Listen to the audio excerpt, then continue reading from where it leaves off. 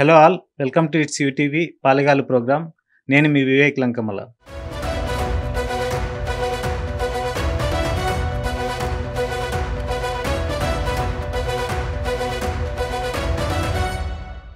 ఈరోజు మనం పాలెగాలు 5 ఎపిసోడ్లో గులాం రసూల్ ఖాన్ గురించి చర్చించబోతున్నాం. గులాం రసూల్ ఖాన్ పేరులోనే గులాం ఉంది కానీ నిజానికి అతను సలాం రసూల్ ఖాన్. సో ఆ గులాం రసూల్ ఖాన్ సలాం రసూల్ ఖాన్ లాగా ఎలా అయ్యాడు, దాని గురించి మనం చర్చించడానికి మనతో ఉన్నారు శివారాచర్ల అన్న. వెల్కమ్ టు ది డిస్కషన్ అన్న.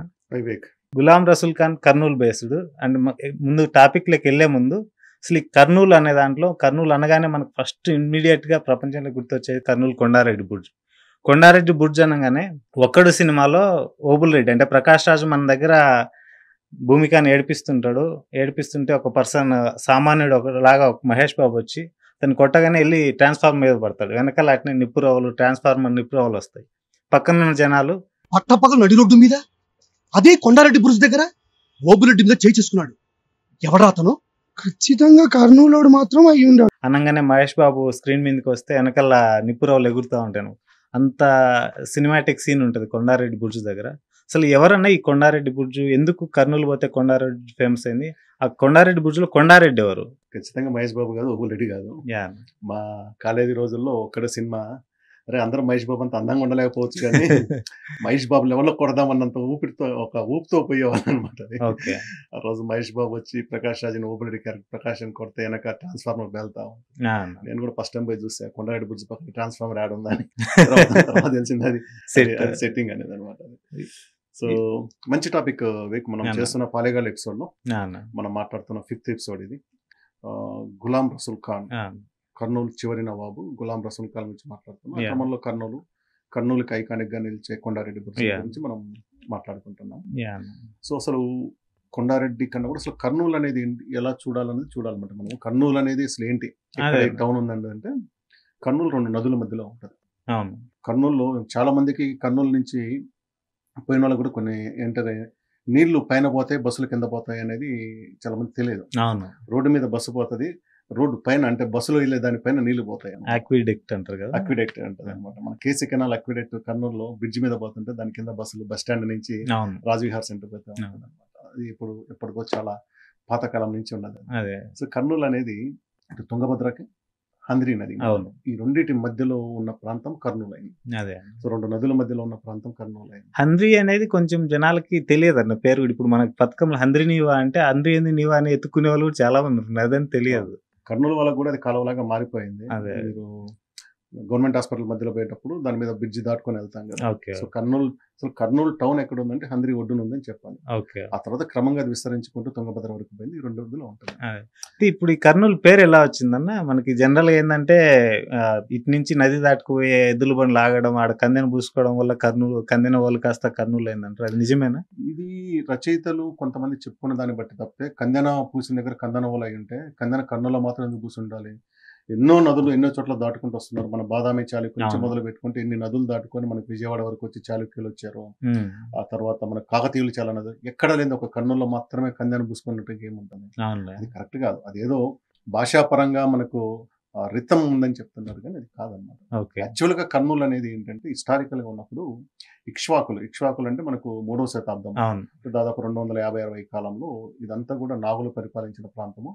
ఈ రోజు నాగార్జున సాగర్ ఉన్న దగ్గర విజయపురి రాజధానిగా ఇక్ష్వాకులు, అతను వశిష్ఠ క్షాంతమూలుడు అని ఆయన పరిపాలిస్తాడు. వశిష్ఠాపుర శాంతమూలుడు పరిపాలిస్తాడు. ఇది ఎప్పుడు 3వ శతాబ్దం 250 కాలంలో నాగార్జున సాగర్, ఈ రోజున్న నాగార్జున సాగర్, ఆ రోజు విజయపురి. అక్కడ ఆయన కూతురు శాంతిశ్రీని ఈయన ఇక్కడ కర్నూలుకు సంబంధించిన స్కంద మూల నాగుడు ఆయనకి ఇస్తాడు అనమాట. స్కంద మూల నాగుడు అనే వాళ్ళకి ఆయనకి ఇస్తాడు అనమాట. ఈ స్కంద మూల నాగుడు ఆ విధంగా ఈ ప్రాంతానికి పాలకుడు. ఆ పాలకుడి పేరు మీద ఏర్పడిన గ్రామము పట్టణము స్కందన పోలు అంటే గ్రామాలు. ఆ స్కందన పోలు క్రమంగా వచ్చేసరికి కందన ప్రోలు, కాగవటం అనేది భాష పరిణామం చాలా సహజం. ఆ కందన ప్రోలు క్రమంగా కందనోలు అయింది, తర్వాత కందనూలు అయింది. అట్లా క్రమంగా British east India company British వచ్చేసరికి ఇది కర్నూలుగా మారిపోయింది. అంతేగాని కందెన బూయటం వల్ల వచ్చింది కాదు ఇది. ఇంకొకటి ఏంటంటే అసలు కందెన బూయటం అనే దానికి అర్థం లేని విషయం. ఎందుకు కందెన పూస్తున్నారు మళ్ళీ ఒకసారి చెప్తాను నేను. స్కందన ప్రోలు ఏదైతే స్కందమూల నాగుడు వల్లన స్కందన ప్రోలు ఏర్పడిందో అది కందన ప్రోలైంది, కందన ఓలైంది, కందనూలైంది, కర్నూలైంది. ఇది ఏ రకంగా చూసినా కానీ తిరుగులేని ఏమంటారు భాషా పరిణామం చారిత్రకంగా. ఇంకోటి కూడా ఉందన్నమాట, మొదటి నుంచి ఉన్న దాంట్లో కూడా అలంపురం మీకు అందరికీ తెలిసింది, జోగులాంబ శక్తిపీఠం అలంపురం. కందన ఓలు కందన పూసింది దేనికి చెప్తున్నారంటే అలంపురంలో గుళ్ళు దాదాపు నవబ్రహ్మాలయాలు ఉంటాయి. బాలబ్రహ్మేశ్వరాలయము ప్రధానంగా ఉంటుంది. అలంపూర్ జోగులాంబ తర్వాత బాలబ్రహ్మేశ్వరం ఉంటుంది అనమాట. అక్కడ గుడి నిర్మాణం కోసము పశ్చిమ చాళుక్యుల్లో ఉన్న త్రిభువనమల్లు విక్రమాదిత్యుడు ఆరో విక్రమాదిత్యుడు, ఇది దాదాపు 1107 అంటే 12వ శతాబ్దం బిగినింగ్ లో 1107లో అక్కడ గుడి నిర్మాణం కోసము కర్నూలులో ఉన్న జగన్నాథ గుట్ట. ఇప్పుడు ఈ రోజు మీరు కర్నూలు నుంచి అనంతపురం పోయేటప్పుడు కానీ నంద్యాల పోయేటప్పుడు కానీ లెఫ్ట్ సైడ్ పెద్ద గుట్ట ఉంటుంది. ఆ గుట్ట మీద ఒక ఆంజనేయ స్వామి విగ్రహం ఉంటుంది. ఆ జగన్నాథ గుట్ట నుంచి ఎర్రమట్టి రాయిని తీసుకెళ్లి అక్కడ కట్టున్నారు. అక్కడ నుంచి ఇక్కడికి నది దాటే ముందట అవి భారంగా తెలుస్తాయి కాబట్టి ఆ నది ఒడ్డున కందెన వేసి వాటిని దాటించారు అన్నారు. అది వాస్తవం కాదు. ఈ చరిత్రలో ముఖ్యంగా మనం మొదలు పెట్టుకోవాల్సింది జగన్నాథ గుట్ట నుంచి కర్నూలు టౌన్ లోకి రావాలంటే ముందు హంద్రిని దాటాలి. హంద్రిని దాటిన తర్వాత తుంగభద్ర అది పోయింది. గడియారం రామకృష్ణ గారు సుప్రసిద్ధ చరిత్రకారులు, ఆయన ఏం చెప్తారంటే అసలు జగన్నాథ గుట్టలో ఉన్నది ఎర్రమట్టి రాయి కాదు, అది తెల్లమట్టి రాయి, ఇసుక రాయి అంటారు. అది ఆయన ఏమంటే అది తెల్ల, మీ చుట్టాన్ని మీకు ఎర్రగనకూడదు, అది తెల్ల మిశ్రమ రాయి. మీకు ఎర్ర కనిపించిందిగా నన్ను ఈ ప్రాంతం అంతా ఎర్రమలే కదా, మొత్తం ఎర్రమలే. మీకు బాహుబలి సినిమాలో అక్కడ ఉన్న అది హరిత రిసార్ట్ అని పెడతారు. అట్లా కాదని చెప్పి ఆయన చెప్పుకుంటూ వచ్చి ఈ శాసనం ఆ రోజే ఉంది. కందన ఓల్ అనేది ఆ రోజు 1107కే ఉంది. ఇంకోటి కూడా అన్న, మన ఈ కొండారెడ్డి బుర్జుకున్న ఎర్రరాతి నెల కూడా జగన్నాథ్ గట్టు నుంచి తెచ్చిపెట్టినట్టు అని కూడా ఉంది ఒక చోట. అది ఉండొచ్చు. కొండారెడ్డి బుర్జు కన్నా కొండారెడ్డి బుర్జు అనేది ఒక బుర్జు, 4 బుర్జులు ఒక బుర్జు. సో మొత్తం మళ్ళీ కోటకు వచ్చినప్పుడు దాంట్లో వెళ్దాం. సో ఇది భాషాపరంగా కొంత ఊహాత్మకంగా చెప్పిందే కానీ చరిత్ర ప్రకారం కాదు. ఇది చరిత్ర ప్రకారం స్కందన ప్రోలు, కందనోలు, కర్నూలు అయింది. మీకు నెల్లూరు కర్నూలు బాగా తెలుసు స్కంద రియాలిటీ అనేది. స్కంద పేరుతో మీకు అక్కడ చాలా ఉంటాయి, స్కందాంశి చాలా ఉంటాయి. ఆ స్కంద అనే పేరు కర్నూలు ప్రాంతంలో బాగా ఉంటుంది అన్నమాట, మన వేరే ప్రాంతంలో ఉండదు. ఆ ప్రాంతంలో చరిత్రలో స్కంద అనేది ఉంది కాబట్టి మనకి అట్లా వచ్చినట్టుగానే మనం భావించాం. సో ఇది 1107లో ఉందన్న కందన ఓల్ ప్రస్థానం, అలంపూర్ శాసనం. తర్వాత హిస్టరీలో దీని పాత్ర ఏంటన్నా, అంటే మనకి తర్వాత చెప్పాలంటే రాయలసీమ గురించి చర్చించినప్పుడు విజయనగర సామ్రాజ్యంలో ప్రస్తావన ముఖ్యం. అది ఎలా వచ్చింది, దీంట్లో ఉందా కర్నూలు ప్రస్థానం? అప్పటికి మెయిన్ టౌన్ అయినదా? శ్రీకృష్ణదేవరాయలు ఉన్నంత వరకు కర్నూలు ఉన్నట్లుగా ఎక్కడ చరిత్ర లేదు. శ్రీకృష్ణదేవరాయలు 1565 ముందు 1509 నుంచి 29 వరకు ముందు వచ్చినప్పుడు మనకు అక్కడ ఉండదు. ఇప్పుడు రాయల కాలంలో రత్నాలు వజ్రాలు కానీ ఎక్కడ ఉన్న దాని మీద చరిత్రకారులు చాలా రీసెర్చ్ చేసినప్పుడు జొన్నగిరి ఇప్పుడు దొరుకుతున్నాయి. అది యాక్చువల్గా రామల్ల కోట అని. రామల్ల కోట ఇది ఎక్కడ ఉంటుందంటే మనకు కర్నూలు నుంచి నంద్యాల పోయే దగ్గర నన్నూరు దగ్గర నుంచి రైట్ సైడ్ పోతే లోపలికి ఉంటుంది. ఖజానా కూడా ఉండేదని, ఖజానా కూడా అక్కడే ఉంది. రామల్ల కోట ఖజానా కూడా రామల్ల కోటే వీళ్ళకు కీలకమైన ఏమంటాము కోట. రామల్ల కోటలో కూడా బుర్జులు ఉన్నాయి. ఈ రోజు కూడా ఏం చేశారంటే ఒక 40-50 ఏళ్ల కిందట ఒక బుర్జుని రీకన్స్ట్రక్ట్ చేశారు. అక్కడ శివాలయం ఉంది, రామల్ల కోట ఉంది, దాని తర్వాత ఆదోని ఉంది. మధ్యలో కర్నూలు ఏమీ లేదు, మొదటి దశలో ఏమీ లేదు. కర్నూలు కోట దగ్గర ఎప్పటికి వస్తుందంటే శ్రీకృష్ణదేవరాయల తర్వాత అచ్యుతదేవరాయలు 1520 నుంచి 1549 వరకు. ఆయన టైంలో కర్నూలు కోట నిర్మించారని చరిత్ర ఉంది మనకు. సో ఇప్పుడు నిర్మించింది అచ్యుతదేవరాయలు నార్మల్ గా, తర్వాత నవాబుల పాలనలోనే. మధ్యలో ఈ కొండారెడ్డి ఎట్ వచ్చిందన్న దాంట్లోకి, అంటే ఆ పాలగాడ అతను కూడా. కొండారెడ్డి ఎవరని చెప్పి ఏ చరిత్రకారుడు కూడా నికరంగా చెప్పలేదు. ఉన్న ప్రతి వర్షాన్ని అందరూ కూడా ఒకటే సంతోషం ఏంటంటే చరిత్ర ఏకపక్షంగా చెప్పకుండా ఉన్న 3 వర్షాలు చెప్పుకుంటూ వచ్చారు. ఒక వర్షన్ ఏంటి, ఆయన అలంపురము పాలేగాడు. సో కొండారెడ్డిని దీన్ని ఇక్కడ బంధిస్తే ఇక్కడ నుంచి అలంపూర్ వరకు తుంగభద్ర నది కింద సొరంగం చేసుకుని పోతాడు. అది వినటానికి కూడా చాలా ఆశ్చర్యంగా ఉంటుంది. ఈ రోజే మనం ఒక టన్నెల్ కొట్టడానికి టీబీలు పెడుతూ నవ్వట్లేదు. తుంగభద్ర నది కింద ఆ రోజుల్లో ఏం కొడతారు? అదే నది బెడ్ కూడా కొంచెం మెత్తగా ఉంటుంది నది కింద. నది కింద తవ్వే అవకాశం ఆ రోజు లేదు. మామూలు భూముల్లో కందకాలు దూకున్నారు తప్పితే నది కిందకు పోయే టెక్నాలజీ మనకి ఎక్కడా లేదు. అంటే దూరం ఎంత ఉండేదని పక్కన పెడితే ఒక చిన్న కొంతవరకు అయితే ఉందనేది అయితే జనాలు ఇప్పటికి కూడా ఉంది. లేదు, అది ఎక్కడి నుంచి ఎక్కడి వరకు ఉంటుంది, నది ఒడ్డు వరకు ఉంటుంది. ఉండొచ్చు. చరిత్రలో ఎక్కడ కూడా పెద్ద కోటలు ఎక్కడ ఉన్నా కానీ దానికి రహస్య మార్గాలు ఉంటాయి. మనం వన్నూరమ్మ విషయంలో చెప్పుకున్నాం కదా, దాంట్లో రెక్కల బావి దగ్గర పోవటం, సిద్ధవటం మట్లి రాజుల దాంట్లో కూడా కోట నుంచి నది లోపలికి రహస్య మార్గం. కోట నుంచి కొంత దూరం పాటు బయటకు వెళ్తే రహస్య మార్గాన్ని పెట్టుకుంటారు. దాన్ని ఈ కోట నుంచి బహుశా తుంగభద్ర నది ఒడ్డు వరకు సో పెట్టుకున్నారు. ఇప్పుడు ఉన్న సమాచారం ప్రకారం రాంపూర్ పాలగాడే కొండారెడ్డి అనుకోవచ్చు, లేదా లేదు, ఇంకో లేదు, వర్షన్ అట్లా ఏముంది? లేదు, అట్లా అంటానికి లేదు. ఇంకా 2 వర్షన్స్ ఏమున్నాయి? ప్రాతకోట అని ఇంకొకటి ఉంది. ఓకే. ఎక్కడంటే నందికోట దగ్గర వస్తుంది. Okay. ప్రాతకోట చాలా హిస్టారికల్ ప్లేస్. ఒకప్పుడు అక్కడ కాకతీయ రూల్ కూడా ఉంది. ఓకే. ఈ ప్రాతకోటకు సంబంధించిన పాలేగాడే ఈ కొండారెడ్డి. ఓకే. ఇతను ఎదురు తిరిగినప్పుడు కర్నూలు నవాబు ఇతన్ని అణిచివేసి ఇక్కడ తీసుకొచ్చి ఈ జైల్లో పెట్టాడు. ఆయన జైల్లో చనిపోయాడు కాబట్టి ఆయన పేరుతో కొండారెడ్డి బుర్జ్ వచ్చింది. ఇంకో వర్షం. ఓకే.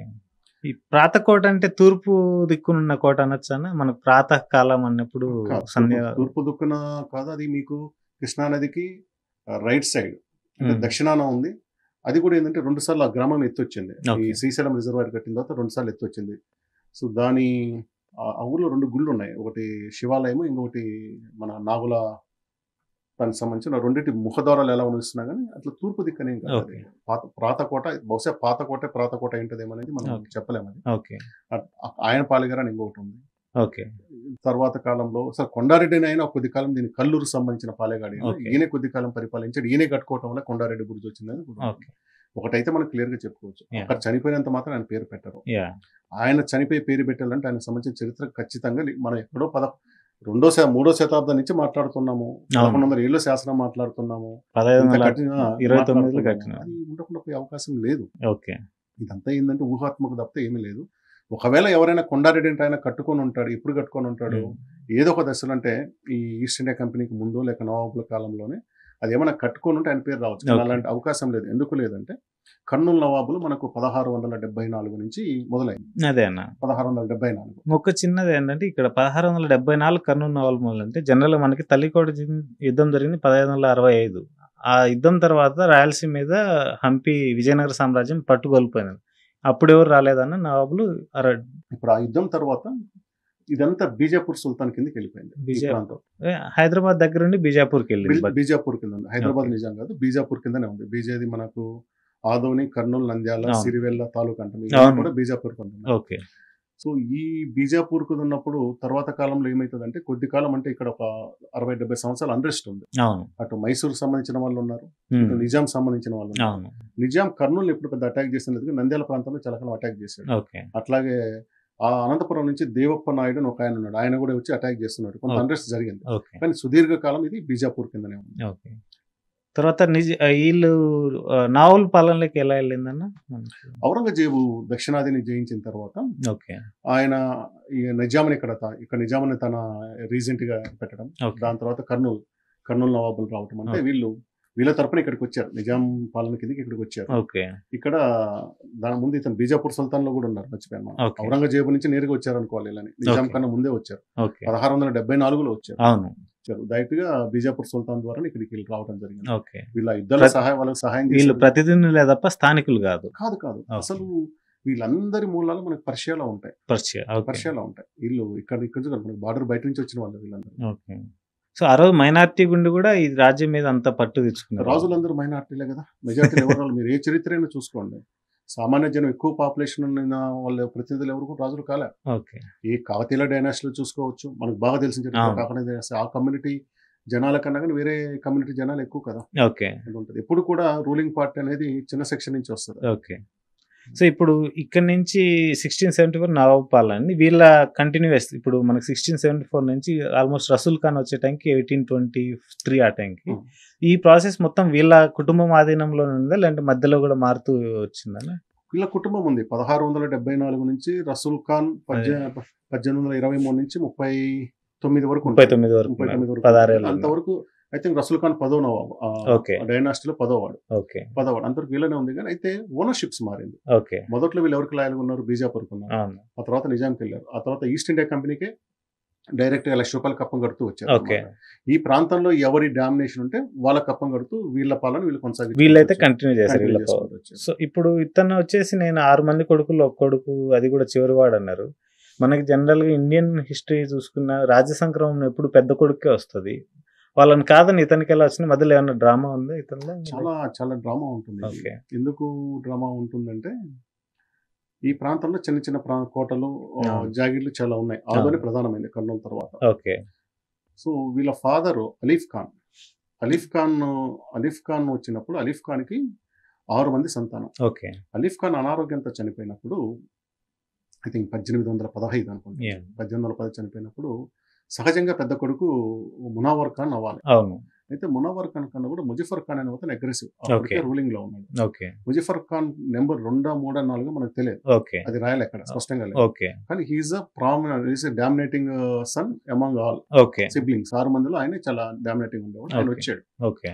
అయితే ఆయన రావటం అనేది ఈస్ట్ ఇండియా కంపెనీ వాళ్ళకు నచ్చలేదు. ఓకే. ఈస్ట్ ఇండియా కంపెనీ ఎప్పుడు వాళ్ళకు పప్పెట్లు కావాలి, అవును. తిరుగుబాటుతనము, సొంత ధిక్కార అస్తిత్వము స్వరాన్ని సహించరు కదా. సో వాళ్ళకు ఒక పప్పెట్ లాగా ఉండేవాడే కావాలి. ఓకే. సో వాళ్ళు ఏం చేశారంటే వాళ్ళు వచ్చి ముజఫర్ ఖాన్ ఓడిచ్చేసి ఓకే.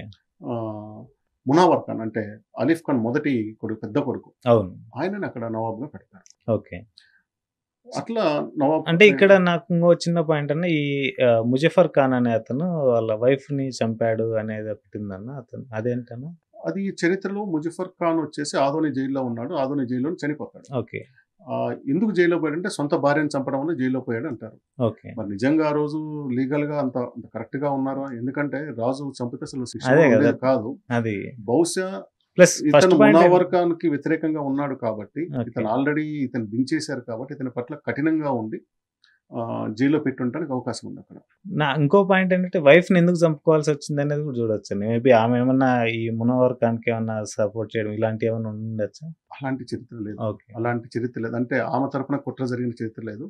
సో మునావర్ ఖాన్ అనేవాడు ఏదో పప్పెట్ గా చేశాడు తప్పితే అతను మొత్తాన్ని కంట్రోల్ చేసుకుంటూ లేదంటే రాష్ట్రంలో ఆయన రాజ్యంలో ఏం జరుగుతుంది అంత పరిస్థితి లేదు. ఆయన ఓకే. ఆయన కూడా పెద్ద ఆరోగ్యవంతుడు కాదు.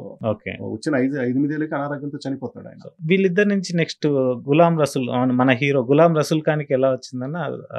ఇప్పుడు మునావర్ ఖాన్ చనిపోయిన తర్వాత ఈస్ట్ ఇండియా కంపెనీ మళ్ళీ ముజఫర్ ఖాన్ తీసుకురావాలనుకున్నారు వాళ్ళు. ఓకే. ఎందుకంటే అంతకుముందు ఉన్నాడు, జైల్లో అతను ఉన్నాడు. కూడా జైల్లో ఉండటం వల్ల మారిపోయింటాడు. అయితే ఆయన జైల్లో ఉండటం వల్ల అతను జైలు శిక్ష రద్దు చేసి తీసుకొస్తే వ్యతిరేకత వస్తున్న కోణంలో ఓకే. చివరి కొడుకు గులాం రసూల్ ఖాన్ని 1823లో అతను నవాబ్ అవుతాడు. యా అన్న.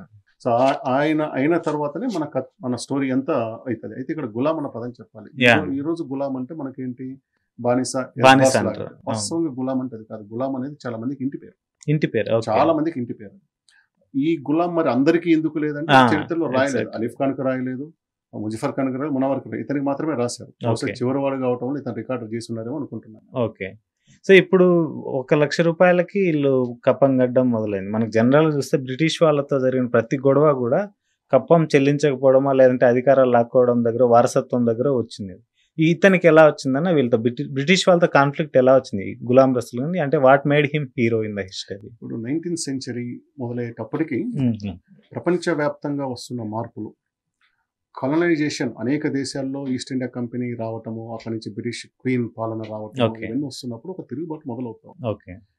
వహాబీ మూమెంట్ అని ఒక మూమెంట్ జరిగింది. ఓకే. ఈ రోజు ఉన్న ఖతార్ లో ఉంటారు, ఆయన గురువు గారి పేరు మర్చిపోయాను. వహాబీ మూమెంట్ ఒకటి ఉంటుంది. ఓకే. ఈ వహాబీ మూమెంట్ ఏంటంటే యాక్చువల్గా మతపరమైన మూమెంట్. Okay. వహాబీ అనేది ఏంటంటే ఇస్లాంను సంస్కరించడం కోసము, అంటే ఇస్లాంలో ఇతర మత ప్రభావాలు పెరుగుతున్నాయి. ఇప్పుడు భారతదేశానికి వస్తే భారతదేశంలో ఇతర ప్రభావాలు, సిక్కు కానీ అవును. హిందూ మతంలో ఉన్న దాన్ని తీసుకొని ఈ ఇస్లాంలో అది మిళితమైపోతుంది. దీన్ని మనం ఏమంటారు, క్లీన్ చేసుకొని అవును. ప్యూర్ ఇస్లామిక్ పాలన తీసుకురావాలి అన్న ఒక సూత్రం వహాబీ సూత్రం. అది పూర్తిగా మతోద్యమం, మత సంస్కరణ ఉద్యమం. మత సంస్కరణ అంటే అది ఇస్లామే. అవును. ఇస్లాం సంస్కరించడం అంటే ఇస్లాంలో పరమత ప్రభావాలు ఏదైతే పెరిగినాయో, బహుశా భారతదేశంలోకి వస్తే ఏమవుతుంది, ఇస్లాంలోకి మారిన వాళ్ళు కూడా ఓకే. అంతముందున్న మతంలో లాగా విగ్రహారాధన చేయడం, అవును. ఒకళ్ళ కంటే ఎక్కువ దేవులను పూజించడం ఉంటుంది కదా. అది ఇస్లాంలో ఉన్న వీళ్ళంతా సున్నీలు, అవును. సున్నీలలో ఉన్న ఒక వర్గం వహాబీ అనేది ఒక మూమెంట్ లాగా తీసుకొచ్చారు. ఓకే. వహాబీ అనే వాళ్ళు ఏంటంటే మనం ప్యూర్ ఇస్లాంనే తీసుకుపోవాలి, ఈ అమాల్గమేషన్ ని, ఏరే Okay. మతాల నుంచి అమాల్గమేషన్ ని దీన్ని అరికట్టాలన్న ఉద్దేశంతో వాళ్ళు ఒక వహాబీ మూమెంట్ తీసుకొచ్చారు. ఓకే. 19th సెంచరీ కూడా కాదు, 18th సెంచరీ చివరిలో, అవును. 1780 ఆ అవును. ప్రాంతంలో తీసుకొచ్చారు. రాయబరేలీ అయితే అది నుంచి. ఎప్పుడైతే 19th వచ్చిందో, అంటే 1800 సంవత్సరం దాటిన తర్వాత ఇండియాలో మనకు రాయబరేల్స్ ఉన్న సయ్యద్ అహ్మద్ అవును. దాన్ని బలంగా తీసుకెళ్లాడు. సయ్యద్ అహ్మద్ అనే ఆయన కేవలం మత గురువు కాదు, ఆయన Okay. ఫైటర్ కూడా. అవును. ఈయన తర్వాత రోజుల్లో ఏం చేశాడు, మనకు అమ్మియేల వారం జరుగుతుంది 1857 ఆ ప్రాంతంలో అనుకుంటాను, 64. ఇది ఏంటి ఈ వారం అంటే ఆఫ్ఘనిస్తాన్కి ఆ రోజున్న బ్రిటిష్ ఇండియాకి మధ్యలో సరిహద్దు ప్రాంతానికి సంబంధించిన గొడవ అది. అవును. వీళ్ళందరూ కూడా ఎక్కువ మంది, మనకు పర్షియా, ఆఫ్ఘన్ నుంచి వచ్చిన వాళ్ళు ఎక్కువ మంది ఉన్నారు. అవును. సో వీళ్ళందరూ ఏంటంటే ఈ వహాబీ మూవ్మెంట్ ప్రభావం అక్కడ ఎక్కువ ఉంది. ఓకే. ఇప్పుడున్న బెలూచిస్తాన్ లో చాలా ఎక్కువ ఉండేది. అవును. అక్కడ పోయి ఈస్ట్ ఇండియా కంపెనీతో యుద్ధం చేసి ఉన్నారు. ఓకే. ఈ సయ్యద్ అహ్మద్ శిష్యుల వల్లే మనకు సౌత్ కంతా పాగుతూ వచ్చింది. ఓకే. అందులో నిజాం ఎవరైతే మనకు సికిందర్ జా చనిపోయిన తర్వాత నాసిర్ ఉద్దౌలా 1829 చనిపోతాడు సికిందర్ జా. 1820 చనిపోయినప్పుడు అతని పెద్ద కొడుకు నాసిర్ ఉద్దౌలా నిజాం అవుతాడు. ఐ థింక్ 4వ నిజాం అనుకుంటా ఆయన. 4వ నిజాం అవుతాడు. అతను మామూలుగానే పరిపాలిస్తాడు. అతని తమ్ముడు ఇంకొక ఆయన ఉన్నాడు, ముబారిజ్ ఉద్దౌలా ఉంటాడు. ముబారిజ్ ఉద్దౌలా కొంచెం ఎడ్యుకేటెడ్, ఆయనకు ఫోకస్ ఉంది. సో అంటే మార్పును కోరుకునేవాడు. అది మత మార్పు వేరే మార్పు అనేది ఈ రోజు కాలమానం ప్రకారం మనం చెప్పలేం, కానీ అప్పుడు ఉన్న దానికన్నా ఏదో మార్పు రావాలని కోరుకున్నాడు ముబారిజ్ ఉద్దౌలా. ఈ వహాబీ మూవ్మెంట్ ఇండియాకి వచ్చేసరికి anti Sikh, anti British rule అయిపోయింది. ఎందుకంటే ఇది పరమతానికి వీళ్ళు సపోర్టర్స్ ఉన్నారు. సో దానివల్ల ఉంది కాబట్టి ఇలా కొట్టమా, ఇలాని కూల్చేస్తే అయిపోద్ది అన్న దానికి ఇక్కడికి వచ్చేసరికి మనకు మొదట్లో అక్కడ పంజాబ్, ఎందుకంటే ఆఫ్ఘన్ బార్డర్ నుంచి వచ్చి కూడా పంజాబ్లో వాళ్ళకు సిక్కులకు వ్యతిరేకంగా వచ్చింది, సిక్కు రాజ్యానికి వ్యతిరేకంగా వచ్చింది. ఇక్కడికి వచ్చేసరికి ఏమో మిగిలిన ప్రాంతం అంతా కూడా బ్రిటిష్ పాలనకు వ్యతిరేకంగా వచ్చింది. సో ఈ స్ఫూర్తితోటి ఈ నాసిర్ ఉద్దౌలా సోదరుడు ముబారిజ్ ఉద్దౌలా ఏం చేశాడంటే వహబీ మూవ్మెంట్ ని ఇక్కడ బాగా విస్తరించాలి. అయితే మరి ఇతను తెలివైన వాడని చెప్పారు మీకు, మత విశ్వాసి అనే దానికన్నా కూడా తెలివైన వాడే. దీన్ని అసలు వహాబీ ఇక్కడ ప్రధాన సమస్య ఏమైందంటే ఇండియాలో విగ్రహారాధన రూపం మారుతుంది. అంటే మా హిందూ దేవుల బొమ్మలనే కాకుండా చనిపోయిన బాబాలు, గురువులకు సమాధులు కట్టి దానికి పూజ చేయడం ఎక్కువైంది. ముస్లిమ్స్ ఇప్పుడు మన దగ్గర ఉన్న దర్గాలు ఏమి ఉన్నాయి కదా, అలా చేయటానికి కూడా వహాబీ మూవ్మెంట్ వ్యతిరేకించేది. అసలు విగ్రహారాధన సంస్కరణని వ్యతిరేకించింది, అంటే అప్గ్రేడేషన్ వ్యతిరేకించింది. కాదు, అది అప్గ్రేడేషన్ అంటారు వాళ్ళు. మనం విగ్రహారాధన వద్దనుకున్నప్పుడు చనిపోయిన మనిషికి పోయి మీరు ఎందుకు పూజిస్తారు? అది అసలు ఇస్లాం మూల సూత్రంలో లేదు కదా అనేది. వ్యక్తి పూజ అనేది ఏ మతంలో అయినా ఉంటుంది. మనిషిని వ్యక్తి పూజ నుంచి బయటికి తీసుకురావడం అనేది మతానికి అసాధ్యమైన విషయం, ఏ మతంకైనా కానీ. మీ కంఫర్ట్ జోన్ అది. ఎందుకంటే నీకు ఒక నమ్మకం ఉంది, నీ కళ్ళ ముందు కనపడే వాడిని నువ్వు నమ్ముతున్నప్పుడు కళ్ళ ముందు కనపడి చనిపోయిన వాడిని నమ్మటానికి మనిషి తొందరగా ఏమంటారు అట్రాక్ట్ అవుతాడు. అట్లా వీటిని ముఖ్యంగా మన సౌత్ ఇండియాలో గానీ ఏంటంటే ఈ వహాబీ ఉద్యమం ప్రధాన లక్ష్యం ఏంటంటే ఇట్లా సమాధులు బాబాలో ఇలా పూజిస్తున్నారు, దీన్ని మనం అడ్డుకట్టేసి ఇస్లాం పూర్తిగా శుద్ధ ఇస్లాం వైపు తీసుకుపోవాలన్న కోణంతో వహాబీ వచ్చింది. ఆ కోణంలో ఇక్కడ నేను చెప్పినట్టుగా రాజకీయంగా వచ్చినప్పటికీ బ్రిటిష్ పాలనకు వ్యతిరేకంగా పోవాలనుకున్నారు. ఈ ముజబర్ ఉద్దౌలా, నాసిర్ ఉద్దౌలా, నాసిర్ ఉద్దౌలా తమ్ముడు ముజబర్ ఉద్దౌలా ఏం చేశాడంటే మనం ఈ బ్రిటిషర్లను ఓడిస్తే గానీ పోలేమనేది ఒకటి ఉంది. సో బహుశా అతనికి కూడా నిజాం కావాలన్న ఆలోచన కూడా ఉండొచ్చు. కేవలం వహాబీ మూవ్మెంట్ మాత్రమే కాకుండా తనకు కూడా నాసిర్ ఉద్దౌలా కాకుండా తనే పాలన కావాలన్న ఆలోచన కూడా ఉండొచ్చు. అయితే అతను తెలివైన వాడు కాబట్టి ఒక నిధులను సమకూర్చి ఇతను బలవంతమైన శత్రువు, మన దగ్గర ఉన్న ఆయుధాలతోటి ఇతని మనం కొట్టలేము. సో మనం కొంత మిత్రులను తయారు చేసుకోవాలి, ఆయుధాలంటే కొట్టగలవు. అతనికి అప్పుడు మన హీరో గులాం రసూల్ ఖాన్ కనెక్ట్ అవుతాడు. కర్నూలుకు సంబంధించిన గులాం రసూల్ ఖాన్ కనెక్ట్ అవుతాడు. ఈవెన్ ఈ గులాం రసూల్ ఖాన్ మీద కూడా నేను చదివిందంటే ఇతను కూడా బాగా చదివేవాడు, సమాజం పరిశీలన చేసేవాడు అనేది కూడా ఉందన్న. ఖచ్చితంగా మనం అట్లా అనుకోవాలి. ఎందుకంటే వచ్చే మార్పుని వీళ్ళు స్వీకరిస్తున్నారు. ఆ మార్పు కాలక్రమాలు ఎలా ఉన్నా గానీ కొత్తగా ఒక మార్పు వస్తుంది, ఈ మార్పు వైపు మనం పోతున్నామంటే వాళ్ళు ప్రోగ్రెసివ్ ఉన్నట్టుగా భావించాలి. సో వీళ్ళిద్దరికి అక్కడ ట్యూన్ అయి ఉంటుంది, వేవ్ లెంత్ కుదిరింది వీళ్ళిద్దరికి. సో గోల్కొండలోను హైదరాబాద్ చుట్టుపక్కలలో గనక ఆయుధాలు తయారు చేస్తే దొరికిపోతారు. ఎందుకంటే నిజాం సైన్యం చాలా పెద్దది, లక్షలాది మంది ఉన్నారు, ఆయన చుట్టూ ఉంటారు కదా. సో ఈ రాజ్యంలో కాకుండా రాజ్యం బయట తయారు చేయించాలి అన్న ఒక కారణంతోనే కర్నూలుకున్న గులాం రసూల్ ఖాన్కి ఇతను ఫైనాన్షియల్ సపోర్ట్ చేయడం మొదలుపెట్టాడు. Idea plus money, exhibition only Ghulam Rasool. ఇక్కడ నేను ఒకటి Wahabi movement is nothing but jihad against British అనేది విన్నాను. సో దీంట్లోకి వచ్చినట్టేనా ఆయుధాలను తీసుకున్నారంటే ఇప్పుడు ఈ గులాం రసూల్ ఖాన్ కానీ ఇతను ముబారిజ్ ఉద్దౌలా కానీ ఎందుకు వాళ్ళు యాంటీ బ్రిటిష్ అని మనం చెప్పుకుంటే కారణం అది. సో ఇక్కడికి వచ్చేసరికి ఖచ్చితంగా వాళ్ళు బ్రిటిష్ కి వ్యతిరేకంగానే పోరాడారు. కారణం వాళ్ళ లక్ష్యం ఏంటి? శుద్ధ ఇస్లాం తీసుకురావాలనేది వాళ్ళ లక్ష్యం. కానీ అది ఏ ద్వారా అంటే ఇక్కడ బ్రిటిష్ ఇండియాను కొలగొడితే అవుతుందనేది వాళ్ళ ఆలోచన. సో ఇప్పుడు ఈ ఆయుధ కర్మాగారం వచ్చినది అంటే ఇది ఎలా ఎగ్జిక్యూషన్ అయిందన్న, ఇప్పుడు జనరల్ గా మనకి ప్రతినిధి ఇతను కూడా ఇతను గులాం రసూల్ ఖాన్ కూడా బ్రిటిష్ ఇండియాకి రిపోర్టింగ్ ఉండేవాడు, కప్పం చెల్లించేవాడు. సో అట్ ది ఎండ్ పరిపాలన మొత్తం బ్రిటిష్ పేరు మీద జరుగుతున్నప్పుడు ఇతను మధ్యలోకి అంటే ఆయుధాలు ఇతను కూడా స్వతంత్ర బ్రిటిష్ పట్ల వ్యతిరేక అనుకూలత లేడు. అంటే అనివార్యత తప్పక అనివార్య కారణాల వల్ల బ్రిటిష్ కి అందరు కట్టినోలే గానీ ఎవడైనా ఎందుకు కప్పం అంతే కట్టాడు. కదా, ఎవరికైనా అంతే. ప్లస్ మనకు ఉన్న కరువు కాటకాలు ఎన్ని సమస్యలు ఇప్పటి నుంచి కూడా ఉన్నాయి. అవును, ₹1,00,000 కడతామంటే ఆ రోజుల్లో సులభమైన విషయం కాదు. చాలా కష్టం. ఇప్పుడు ఉన్నట్టుగా అప్పుడు కూడా 2 ఏళ్ళు వర్షం పడితే 4 ఏళ్ళు మనకు కరువు ఉంటుంది. అప్పుడు వాళ్ళేం దానికి ఏమి ఏమంటారు రైట్ ఆఫ్ ఇయర్ కదా. అవును, ప్లస్ ఎప్పుడైనా కానీ ఒకళ్ళ కింద మనం పని చేస్తున్నామంటే ఈ మధ్య వాళ్ళు అంటే వాళ్ళ తరపున వచ్చే రిప్రజెంటేటివ్ ఇప్పుడు తలనొప్పి ఉంటుంది. వాళ్ళని ఇప్పుడు ఎట్లయితే చూసుకుంటున్నారు బాగా, అప్పుడు కూడా మధ్య మనుషులు బాగానే చూసుకోవాల్సి వస్తుంది. ఇరిటేషన్ చాలా ఎక్కువ ఉంటుంది. ప్లస్ వీళ్ళు నవాబులు అనే దానికి వీళ్ళ ఈగో లెవెల్స్ వీళ్ళకే ఉంటాయి కదా. సో ఆ కారణాల రీత్యా వాళ్ళు బ్రిటిష్ ఇండియాలో ఉన్న వాళ్ళు ఆఫీసర్లు, they are not the rulers. Officer behaviour ఎట్లా ఉంటుంది, ఈ రాజుతోనో నవాబ్తో డీల్ చేసే విధానం సరిగా ఉంటుంది. వీళ్ళందరికీ ఇరిటేషన్ ఉంటుంది, ఎవరో మీరు అన్నట్టుగా నడుస్తుంది. సో ఇండిపెండెన్స్ కావాలని కోరుకున్నారు. ఇన్ఫ్లుయెన్స్ ఉంది దానికి. ముబారిజ్ ఉద్దౌలా ఇచ్చిన ఫైనాన్స్ సపోర్ట్ వల్ల ఈయన తన కోట లోపల, ఇది దాదాపు 3 చదరపు మైళ్ళ కోట, ఈ రోజు కూడా మనకు ఉంటుంది అక్కడ. ఈ రోజు మనకు మన మాజీ ఎమ్మెల్యే ఫిరోజ్ ఖాన్ గారి ఇల్లు ఆ కోట ప్రాంతంలోనే ఉంది. మీరు ఆ లోపల ఇంటికి పోయి చూస్తే పాతకాలం దాదాపు 100-150 సంవత్సరాల కింద కట్టిన లక్షణాలు కనిపిస్తుంటాయి. మీకు స్పష్టంగా అర్థమైపోతుంది ఇదేదో మన పురాతన కాలం ఇంట్లో పోతున్నాం నవాబులు. ఆయన కూడా నవాబుల బంధువు, వారసత్వంగా ఉందన్నమాట. సో అక్కడే కోట లోపలే, అంటే అందరు తన మనుషులే కాబట్టి కోట లోపల ఆయుధాలు తయారు చేయించడం, అండర్ గ్రౌండ్ లో దాన్ని దాచిపెట్టడం. సో అట్లా మొత్తాన్ని తయారు చేసి పెట్టుకుంటున్నాం. సో అప్పట్లోనే మనకు బంకర్లు ఉన్నాయి. ఉన్నది మనకు బంకర్లు మొదటి నుంచి ఉన్నాయి కదా. ఈ రోజు కొండారెడ్డి బుర్జ్ లోపల కూడా మన బంకర్ కనిపిస్తుంది కదా, దానికి కదా మూత పెట్టారు. బంకర్లు అనేది మొదటి నుంచి ఉందన్నమాట. సో ఇది జరుగుతూ ఉన్నప్పుడు బ్రిటిష్ వాళ్ళకి అనుమానం వస్తుంది, ఇక్కడ ఏదో జరుగుతా ఉందనేది అనుమానం వస్తుంది. అది ఎప్పుడు ఫస్ట్ ఎక్కడ వచ్చింది, కర్నూలులో రాలే, నిజాం దగ్గర వచ్చింది, నసిరుద్దౌలా దగ్గరే వచ్చింది అనమాట. ఇక్కడ ఏదో జరుగుతుంది మనకు వ్యతిరేకంగా అనేది వచ్చింది. ఆ రోజు రెసిడెంట్, హైదరాబాద్ రెసిడెంట్ ఆయన ఫ్రేజర్ ఉండేవాడు, Stuart Fraser, James Stuart Fraser if I'm right. అదే మనకు సికింద్రాబాద్ దగ్గర స్ట్రీట్ స్ట్రీట్ ఆయన పేరుతో వచ్చింది అనుకుంటా. జేమ్స్ స్ట్రీట్ స్టేషన్ ఉంటుంది కదా, నెక్లెస్ రోడ్ దాటిన తర్వాత కిమ్స్ హాస్పిటల్ పెట్టు జేమ్స్ ఆయన పేరుతో వచ్చింది అనుకుంటాను ప్రెసిడెంట్. వీళ్ళ బంగ్లా ఏది, కోటి ఉమెన్స్ కాలేజ్. అది తర్వాత కాలంలో హైదరాబాద్ కలెక్టరేట్ కూడా పనిచేసింది బ్రిటిష్ ఇండియా టైంలో. కలెక్టరేట్ పనిచేసింది. సో వాళ్ళకి అనుమానం పసిగట్టారు.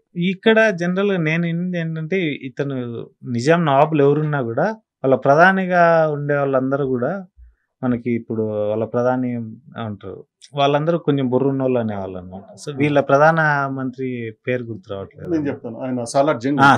అయితే దానికి వెళ్ళడానికి ఒక కారణం ఉంటుంది. ఏం కారణం ఉంటుంది అంటే, నసిరుద్దౌలా దగ్గరికి వస్తుంది, మీ తమ్ముడిని మీరు తిరుగుబాటు చేయబోతున్నాడు. ఇంకా చెప్పాలంటే పర్షియా లేక రష్యా నుంచి ఒక ఆర్మీ రాబోతుంది. వాళ్ళు వచ్చి డైరెక్ట్ గా నిన్నే కోలదోసి ఇతనికి సపోర్ట్ గా రాబోతున్నారు, నిన్ను కోలదోస్తారు, నిన్ను చేస్తారని ఒక అనుమానం వచ్చింది.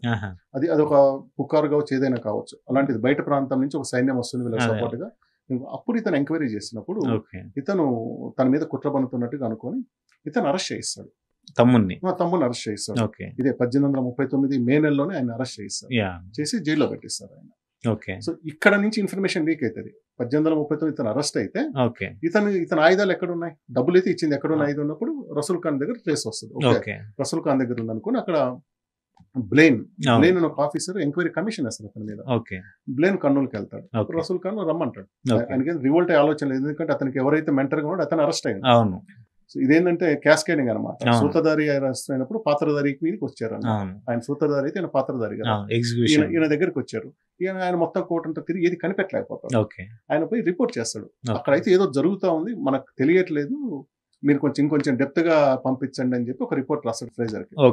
సో ఆల్రెడీ ఇక్కడ ముజాబర్ ఉద్దౌలా దగ్గర క్లియర్ అయింది కాబట్టి ఖచ్చితంగా వీళ్ళు ఎక్కడో తయారు చేసి ఉంటారని చెప్పేసి ఆయన డేసన్ ఒక ఆఫీసర్ ని 1839 అక్టోబర్ ప్రాంతంలో పంపిస్తాడు కర్నూలు పంపించినప్పుడు అతను చెప్తాడు ఎవరికి, రసూల్ ఖాన్కి, బాబు నువ్వు కొద్ది రోజులు బయట ఉండు, కోటను మేము పరిశీలించాలి, తనిఖీ చేయాలని చెప్తాడు అనమాట.